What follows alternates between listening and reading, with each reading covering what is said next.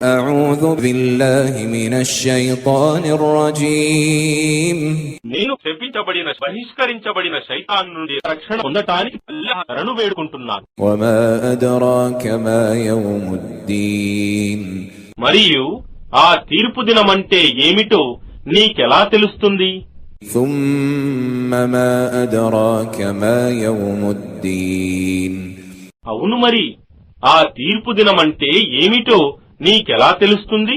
يوم لا تملك نفس لنفس شيئا والأمر يومئذ لله ఆ దినమున ఏ మానవునికి కూడా ఇతరునికి ఎలాంటి సహాయం చేసే అధికారం ఉండదు. మరియు ఆ రోజు నిర్ణయాధికారం కేవలం అల్లాహ్కే ఉంటుంది.